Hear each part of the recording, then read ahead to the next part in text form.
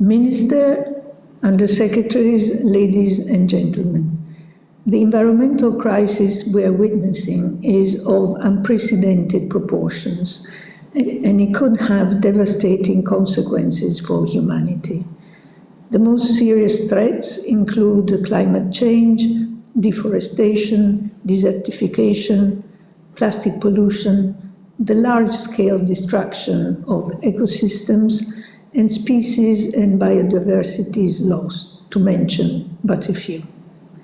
Research has revealed that young people's levels of anxiety about these environmental issues are extremely high, with climate change currently topping the list of their global worries.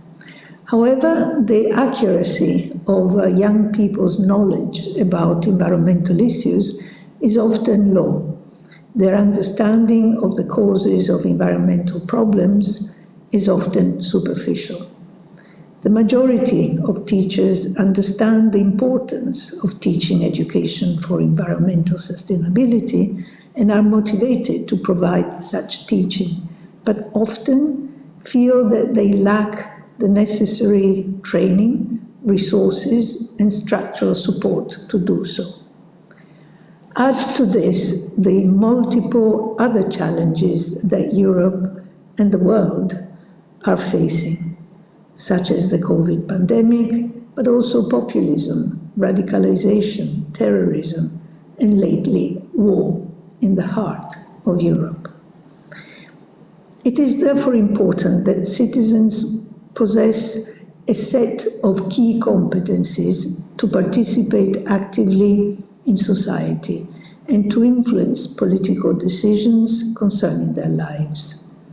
These competencies include critical understanding, empathy, flexibility and adaptability, tolerance of ambiguity, and civic mindedness. The Council of Europe contributes to teachers' training on these themes, with some initiatives on the matter of education.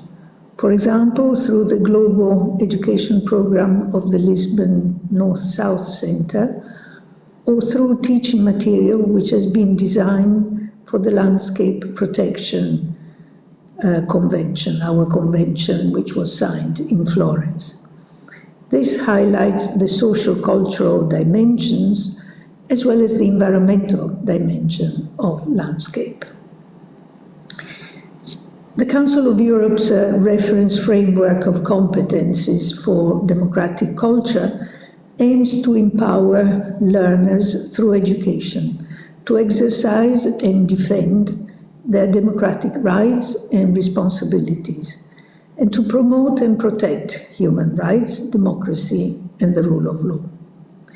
In the framework, the term competence is defined as the ability to mobilize and deploy relevant values, attitudes, skills, as well as knowledge and critical understanding. Possessing these competencies should enable the learner to respond appropriately and effectively to the demands, challenges, and opportunities that are presented by a given type of context. Education systems should not simply prepare learners for the future, but empower them to take part in shaping the future. In order to apply the competencies for democratic culture in the classroom, a Council of Europe project, Free to Speak, Safe to Learn, Democratic Schools for All, addresses a number of themes, such as dealing with fake news, but also making children's and students' voices heard, preventing violence and bullying, tackling discrimination. An additional dimension, protecting the environment and promoting sustainability, is going to be added to the range of project themes. The Council of Europe Steering Committee for Education has just endorsed the proposal to develop a guidance document on the application of the framework to education for environmental sustainability. Given the urgency of the environmental crisis and the extremely serious implications of the environmental crisis for learners who are studying at all levels of formal education, we hope that this guidance paper will be of considerable benefit to Member States, especially in those in which activities to implement the framework are already underway. Let me now turn to RiGenerazione Scuola. This is an ambitious, comprehensive, and well-articulated plan. It aims at bringing about ecological and cultural transition in schools. It switches the emphasis from environment education to sustainability education, from resilience to regeneration, to help young people learn to live in a new world.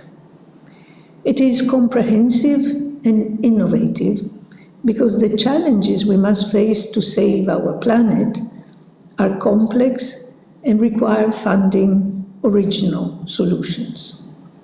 It tackles the challenges and changes which are needed to conquer new knowledge in a hands-on way and foster new environmentally friendly behaviors.